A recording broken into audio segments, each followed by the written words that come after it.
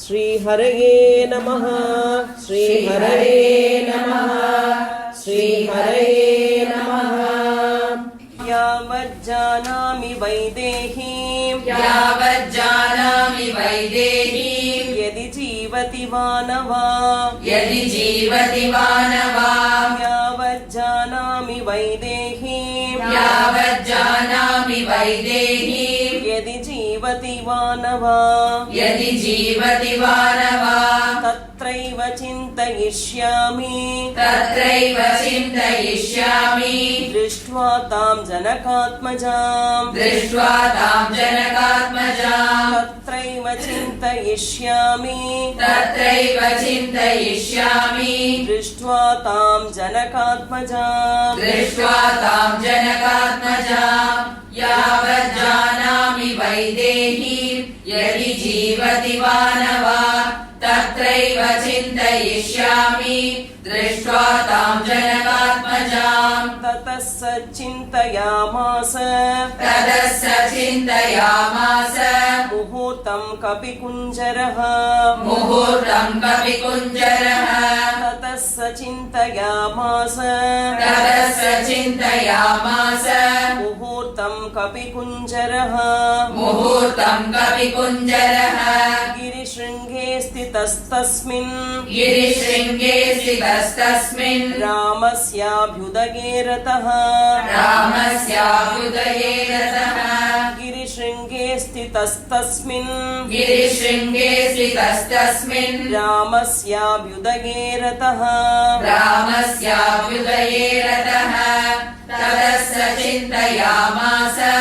मुहूर्तं कपिकुञ्जरः गिरिशृङ्गे स्थितस्तस्मिन् रामस्याभ्युदये रतः। अनेन रूपेण मया न शक्या रक्षसां पुरी अनेन रूपेण मया न शक्या रक्षसां पुरी प्रवेष्टुं राक्षसैर्गुप्ता क्रूरैर्बलसमन्वितैः प्रवेष्टुं राक्षसैर्गुप्ता क्रूरैर्बलसमन्वितैः अनेन रूपेण मया न शक्या रक्षसां पुरी प्रवेष्टुं राक्षसैर्गुप्ता क्रूरैर्बलसमन्वितैः उग्रौजसो महावीर्या बलवन्तश्च राक्षसाः उग्रौजसो महावीर्या बलवन्तश्च राक्षसाः वञ्चनीया मया सर्वे जानकीं परिमार्गता वञ्चनीया मया सर्वे जानकीं परिमार्गता उग्रौजसो महावीर्या बलवन्तश्च राक्षसाः वञ्चनीया मया सर्वे जानकीं परिमार्गता लक्ष्येण रूपेण रात्रौ लङ्कापुरी मया लक्ष्येण रूपेण रात्रौ लङ्कापुरी मया प्रवेष्टुं प्राप्तकालो मे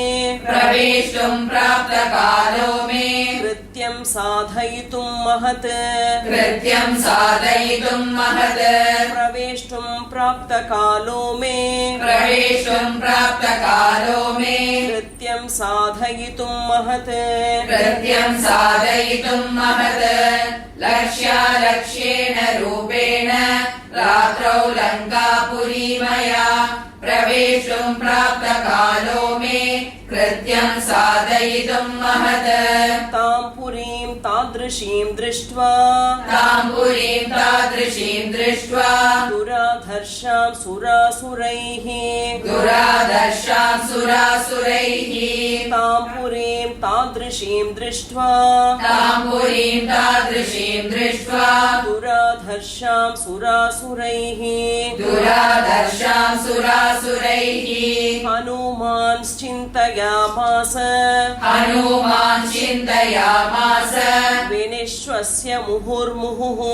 विनिश्वस्य मुहुर्मुहुः हनुमान्श्चिन्तयामास हनुमान् चिन्तयामास विनिश्वस्य मुहुर्मुहुः विनिश्वस्य मुहुर्मुहुः तां पुरीं तादृशीं दृष्ट्वा दुराधर्षां सुरासुरैः हनुमान् चिन्तयामास विनिश्वस्य मुहुर्मुहुः केनोपायेन पश्येयम् केनोपायेन पश्येयम् मैथिलीं जनकात्मजाम् मैथिलीं जनकात्मजाम् केनोपायेन पश्येयम् केनोपायेन पश्येयम् मैथिलीं जनकात्मजाम् मैथिलीं जनकात्मजाम् अदृष्टो राक्षसेन्द्रेण अदृष्टो राक्षसेन्द्रेण रावणेन दुरात्मना रावणेन दुरात्मना अदृष्टो राक्षसेन्द्रेण अदृष्टो राक्षसेन्द्रेण रावणेन दुरात्मना रावणेन दुरात्मना केनोपायेन पश्येयम् मैथिलीं जनकात्मजाम् अदृष्टो राक्षसेन्द्रेण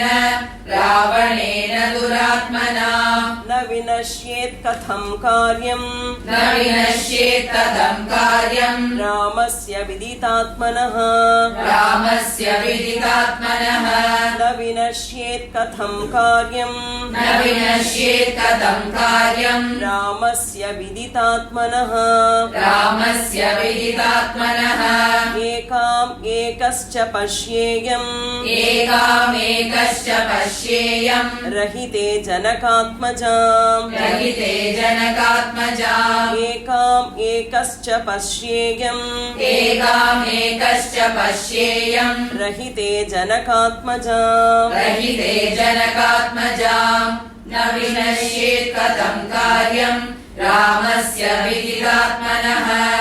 एकामेकश्च पश्येयम् रहिते जनकात्मजाम् भूताश्चार्था विपद्यन्ते भूताश्चार्था विपद्यन्ते देशकालविरोधिताः देशकालविरोधिताः भूताश्चार्था विपद्यन्ते भूताश्चार्था विपद्यन्ते देशकालविरोधिताः देशकालविरोधिताः विक्लवं दूतमासाद्य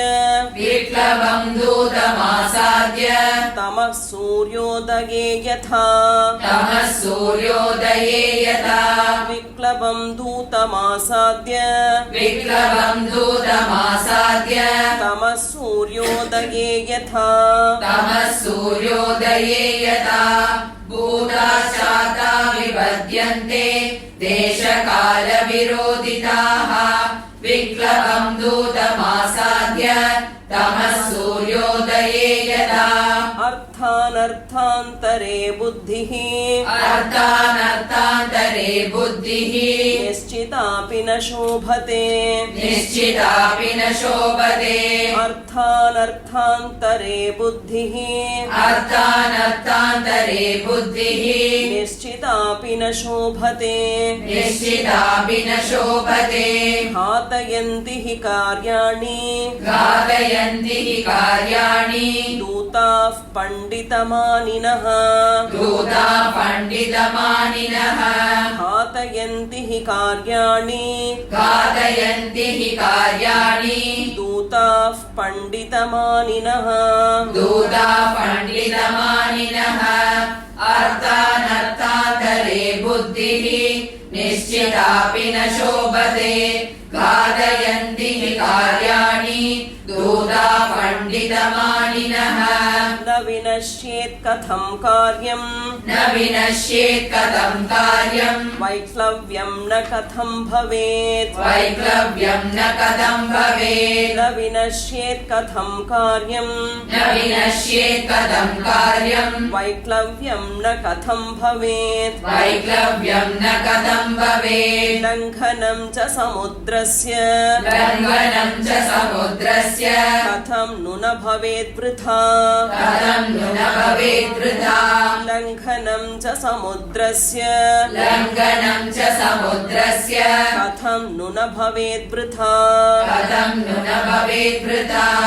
न विनश्येत् कथं कार्यम् वैक्लव्यं न कथं भवेत् लङ्घनं च समुद्रस्य कथं नु न भवेत् वृथा मयि दृष्टे तु रक्षोभिः मयि दृष्टे तु रक्षोभिः रामस्य विदितात्मनः रामस्य विदितात्मनः मयि दृष्टे तु रक्षोभिः मयि दृष्टे तु रक्षोभिः रामस्य विदितात्मनः रामस्य विदितात्मनः भवेद् व्यर्थमिदं कार्यम् भवेद् व्यर्थमिदं कार्यम् रावणानर्थमिच्छतः रावणानर्थमिच्छतः भवेद् व्यर्थमिदं कार्यम् भवेद् व्यर्थमिदं कार्यम् रावणानर्थमिच्छतः रावणानर्थमिच्छतः मयि दृष्टे तु रक्षोभिः रामस्य विदितात्मनः भवेद् व्यर्थमिदं कार्यम् रावणानर्थमिच्छतः न हि शक्यं क्वचित् स्थातुम् न हि शक्यं क्वचित् स्थातुम् अविज्ञातेन राक्षसैः अविज्ञातेन राक्षसैः न हि शक्यं क्वचित् स्थातुम् न हि शक्यं क्वचित् स्थातुम् अविज्ञातेन राक्षसैः अविज्ञातेन राक्षसैः अपि राक्षसरूपेण अपि राक्षसरूपेण किमुतान्येन केनचित् किमुदान्येन केनचित् अपि राक्षसरूपेण अपि राक्षसरूपेण किमुतानेन केनचित् किमुदान्येन केनचित्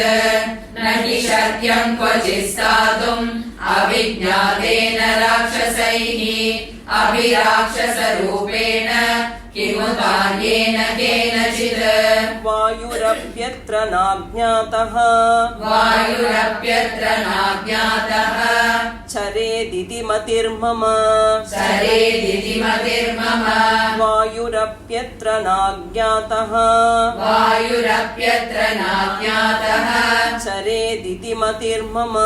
चरेदिति मतिर्मम न ह्यस्त्यविदितं किञ्चित् न ह्यस्य विदितं किञ्चित् राक्षसानां बलीयसाम् राक्षसानां बलीयसाम् न ह्यस्त्यविदितं किञ्चित् न ह्यस्य विदितं किञ्चित् राक्षसानां बलीयसाम् राक्षसानां बलीयसाम् वायुरप्यत्र नाज्ञातः चरेदिति मतिर्मम न ह्यस्य विदितं किञ्चित् राक्षसानां बलीयसाम् इहाहं यदि तिष्ठामि इहाहं यदि तिष्ठामि स्वेन रूपेण संवृतः स्वेन रूपेण संवृतः इहाहं यदि तिष्ठामि इहाहं यदि तिष्ठामि स्वेन रूपेण संवृतः स्वेन रूपेण संवृतः विनाशम् उपयास्यामि विनाशम् उपयास्यामि भर्तुरर्थश्च हीयते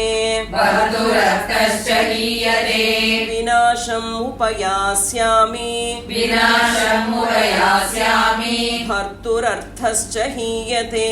भर्तुरर्थश्च हीयते इहाहं यदि तिष्ठामि स्वेन रूपेण संवृतः विनाशमुपयास्यामि भर्तुरर्थश्च हीयते तदहं स्वेन रूपेण तदहं स्वेन रूपेण रजन्यां ह्रस्वतां गतः रजन्यां ह्रस्वतां गतः तदा तदहं स्वेन रूपेण रजन्यां ह्रस्वतां गतः लङ्काम् अभिगमिष्यामि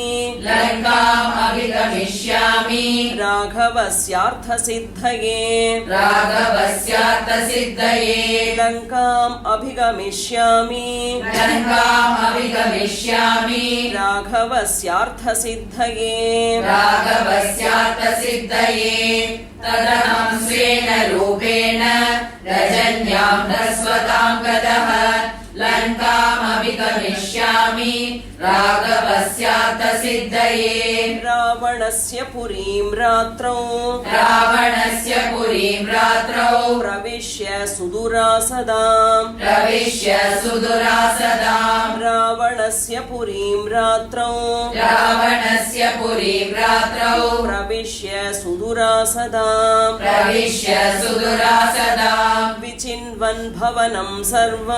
विचिन्वन् भवनं सर्वं द्रक्ष्यामि जनकात्मजाम् विचिन्वन् भवनं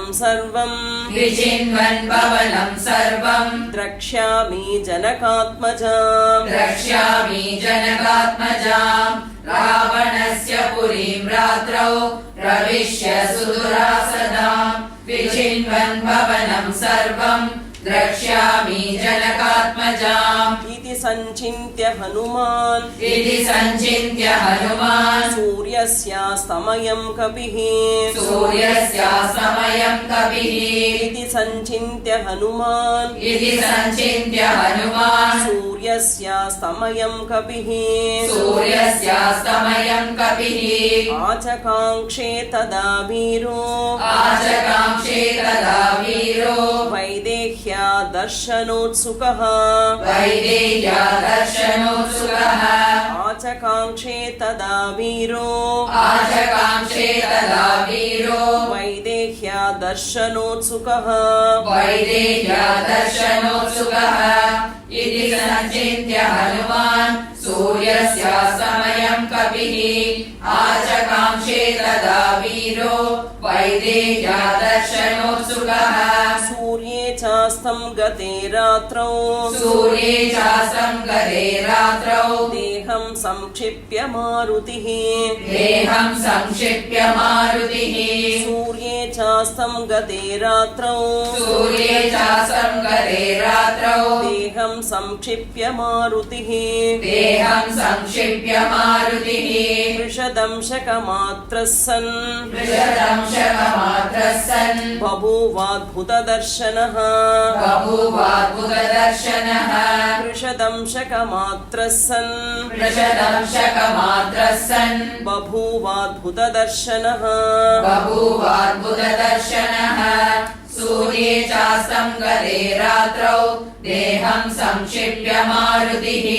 वृषदंशकमात्रः सन् बभूवाद्भुतदर्शनः प्रदोषकाले हनुमान्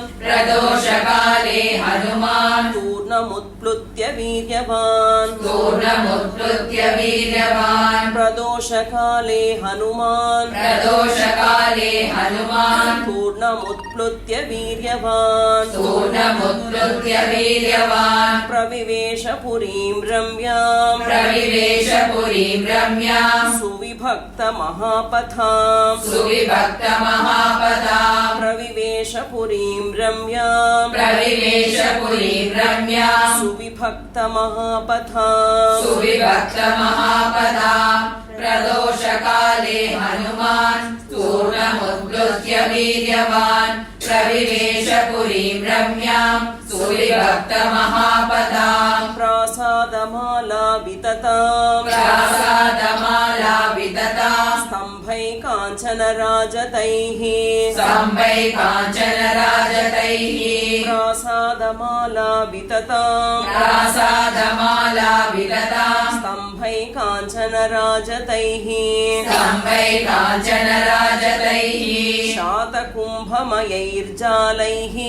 शातकुम्भमयैर्जालैः गन्धर्वनगरोपमाम् शातकुम्भमयैर्जालैः शातकुम्भमयैर्जालैः गन्धर्वनगरोपमा गन्धर्वनगरोपमाम् प्रासादमाला विदताम् सम्भै काञ्चनराजतैः शातकुम्भमयैर्जालैः गन्धर्वनगरोपमा सप्तभौमाष्टभौमैश्च सप्तभौमाष्टभौमैश्च सददर्श महापुरीं सददर्श महापुरीं सप्तभौमाष्टभौमैश्च सप्तभौमाष्टभौमैश्च सददर्श महापुरीं सददर्श महापुरीं तलैस्फाटिकसङ्कीर्णैः तलैस्फाटिकसङ्कीर्णैः कार्तस्वरविभूषितैः कार्तस्वरविभूषितैः तलैस्फाटिकसङ्कीर्णैः तलैस्फाटिकसङ्कीर्णैः कार्तस्वरविभूषितैः कार्तस्वरविभूषितैः सप्तभौमाष्टभौमैश्च सददर्श महापुरीं तलैस्फाटिकसङ्कीर्णैः कार्तस्वरविभूषितैः वैडूर्यमणिचित्रैश्च वैडूर्यमणिचित्रैश्च मुक्ताजालविराजितैः मुक्ताजालविराजितैः वैडूर्यमणिचित्रैश्च वैडूर्यमणिचित्रैश्च मुक्ताजालविराजितैः मुक्ताजालविराजितैः तलैशुशुभिरेतानि तलैशुशुभिरेतानि भवनान्यत्र रक्षसाम् भवनान्यत्र रक्षसाम् तलैशुशुभिरेतानि तलैशुशुभिरेतानि भवनान्यत्र रक्षसाम् भवनान्यत्र रक्षसाम् वैडूर्यमणिचित्रैश्च मुक्ताजालविराजितैः तलैशुशुभिरेतानि भवनान्यत्र रक्षसाम् काञ्चनानि विचित्राणि काञ्चनानि विचित्राणि तोरणानि च रक्षसाम् तोरणानि च रक्षसाम् काञ्चनानि विचित्राणि काञ्चनानि विचित्राणि तोरणानि च रक्षसाम् तोरणानि च रक्षसाम् लङ्कामुद्योतयामासुः लङ्कामुद्योतयामासुः सर्वतः समलङ्कृताम् सर्वतः समलङ्कृताम् लङ्कामुद्योतयामासुः लङ्कामुद्योतयामासुः सर्वतः समलङ्कृताम् सर्वतः समलङ्कृताम् काञ्चनानि विचित्राणि तोरणानि च रक्षसाम् लङ्कामुद्योतयामासुः सर्वतः समलङ्कृताम् अचिन्त्याम् अद्भुताकाराम् अचिन्त्याम् अद्भुताकाराम् दृष्ट्वा लङ्का महाकपिः दृष्ट्वा लङ्का महाकपिः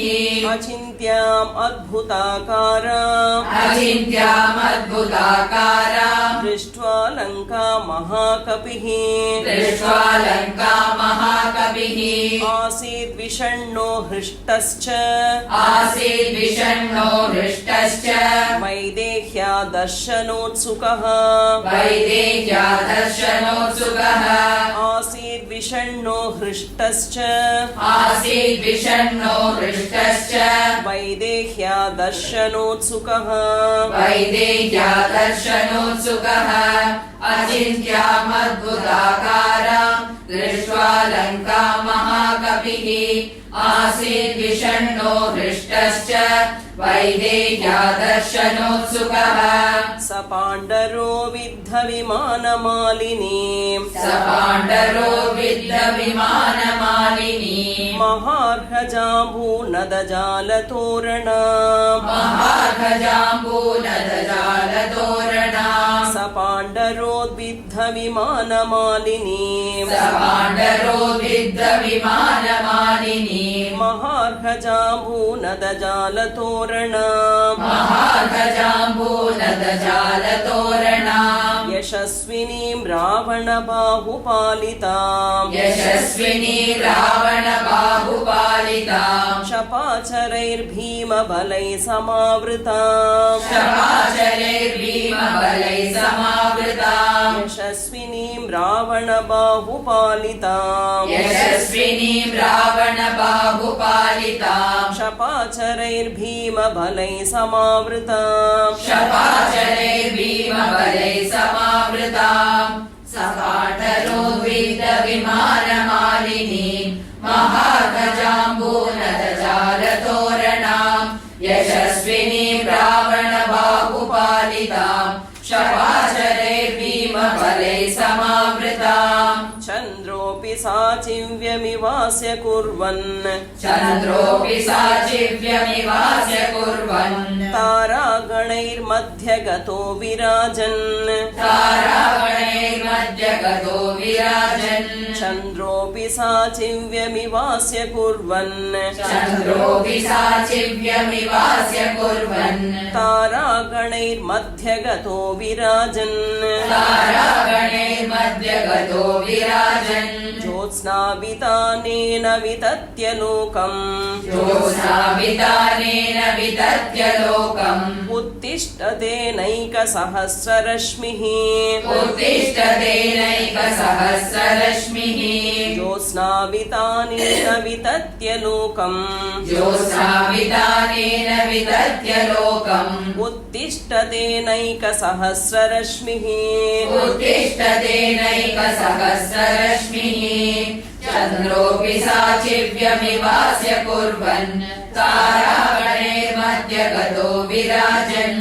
ज्योत्स्नावितानेन वितत्य लोकम् उत्तिष्ठते नैकसहस्ररश्मिः शङ्खप्रभं क्षीरमृणालवर्णम् उद्गच्छमानं व्यवभासमानम् शङ्खप्रभं क्षीरमृणालवर्णम् उद्गच्छमानं व्यवभासमानम् ददर्श चन्द्रं स कपिप्रवीरः कोप्लूयमानं सरसीव हंसम् ददर्श चन्द्रं स कपिप्रवीरः कोप्लूयमानं सरसीव हंसम् शङ्खप्रभं क्षीरमृणालवर्णम् उद्गच्छमानं व्यवभासमानम् ददर्श चन्द्रं स कपिप्रवीरः कोप्लूयमानं सरसीव हंसम् इत्यार्षे श्रीमद् रामायणे वाल्मीकिये आदिकाव्ये चतुर्विंशतिसहस्रिकायां संहितायां सुन्दरकाण्डे निशागमप्रतीक्षा नाम द्वितीयः सर्गः श्रीहरये नमः जानकीकान्तस्मरणम् जय जय राम राम।